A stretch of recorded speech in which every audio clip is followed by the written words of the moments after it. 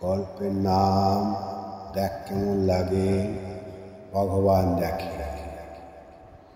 এরপর থেকে সে ধীরে ধীরে ওই প্রেম ভালোবাসার দিকে প্রবেশ করতে শুরু করে। আর এই বাধা নিষেধ না মেনেও বাবা মা কাকা কাকিকে না জানিয়ে গোপনে গোপনে প্রেম ভালোবাসা শুরু হয়। হঠাৎ হঠাৎ বাড়ির কাকা কাকিরা জানতে পেরে খুব অশান্তি হয়। অশান্তি হলো, তার ফলে তাকে ওই কাকা কাকির বাড়ির থেকে বেরিয়ে সোজা মা বাবার আশ্রয়স্থলের স্থান হয়। কিন্তু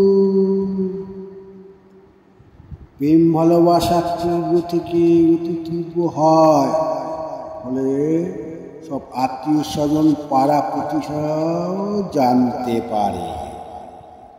তার ফলে কাকা কাকিদের সহিত চিরকালের সম্পর্ক নষ্ট হয়ে যায়। মার সহিত প্রচণ্ড অশান্তি হয়। সবার থেকে একা হয়ে যাওয়ার পরও তার সত্যি ভালোবাসার কথার দাম নষ্ট করতে পারল না কেউ। নষ্ট করতে পারল না তার ভালোবাসা, এতটাই সৎ। কারণ ওই মেয়েটির পরিবার ছিল খুব দারিদ্র এবং দুঃখময়, কষ্টে কোনো রকম জীবন ধারণ করত। এই মনোভাব নিয়ে ওই মেয়েটির পরিবার সহিত বিশ্বাসঘাতক করা যাবে না।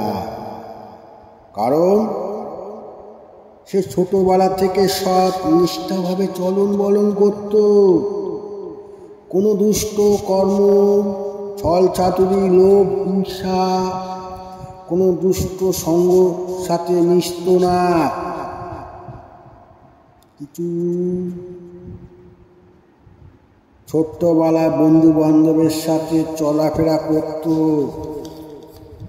হঠাৎ একদিন মা বাবার সহিত কথা অমিল হওয়ার দরুন মেয়েটি বাবা মেয়েটিকে একটি চড় মারে। তার ফলে মেয়েটি রাগ অভিমান করে ঘর থেকে বেরিয়ে ওই ভালোবাসা ছেলেটির কাছে গিয়ে আশ্রয় চায়। সে তো মহা বিপদে পড়ে যায়। সে চোখে মুখে অন্ধকার দেখে, সে এখন মহা বিপদে পড়ে যায়।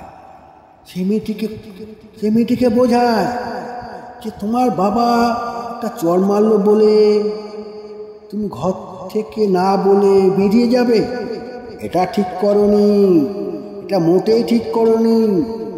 আর এখন আমি তোমাকে নিয়ে কোথায় যাব, কোথায় বা রাখবো? মহা চিন্তা পড়ে গেল, ভেবে উঠতে পারছিল না। রাত 10টা বাজে, কোথায় যাব, কোথায় বা রাখবো?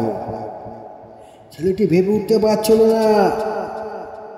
ঠিক হলো, মনে মনে ঠিক করলেন ছেলেটি পরিচিত পাশের বাড়ির থাকার জন্য দেখে বাড়িতে ফিরে গেলেন। রাত 12টা থেকে 1টার সময় মেয়ের বাড়ির থেকে মেয়েটার মা ও তার পরিচিত লোকজন নিয়ে ছেলেটির বাড়িতে এসে আক্রমণ করে এবং তাকে মারার চক্রান্ত করে এবং প্রচণ্ড অপমান করে। তখন ছেলেটির বন্ধুরা ও পাড়ার প্রতিবেশীরা রুখে দাঁড়ায়, প্রতিবাদ করে। ছেলেটি বলল, কাল সকাল হলে আমি মেয়েটিকে নিয়ে গিয়ে কালীঘাটে বিবাহ করে নেব। সকাল হওয়ার সাথে সাথে ছেলেটি মেয়েটিকে নিয়ে, মেয়েটির মাও সাথে গেল সেই কালীঘাটে। বিবাহ করে নিজের বাড়িতে উঠতে পারেনি, এদিকে সেই দিক এই দিক, এইভাবে 2 দিন থাকার পর ছেলেটি মার সাথে প্রচণ্ড অশান্তি করে মেয়েটিকে নিয়ে থাকার মতো একটি ছোট্ট ঘর ভাড়া করে জীবন ধারণের জন্য সংসার করতে শুরু করে। ফলে বহু কষ্ট করে সংসারের মধ্যে দিয়ে সব কিছু ন্যায় ও অন্যায় বোঝার চেষ্টা করতে থাকে। বয়স মাত্র 18 বছর।